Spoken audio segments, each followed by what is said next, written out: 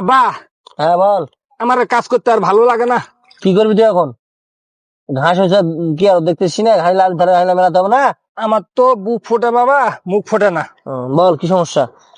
ওটা আমি ওই ওই যে আমাদের পাড়ায় একটা ঘটক আছে না, হ্যাঁ।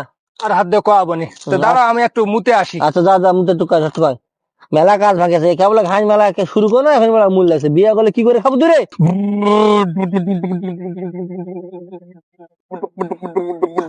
দাঁড়িয়ে থাকে কি, দাঁড়িয়ে থাকে বসে দূরে?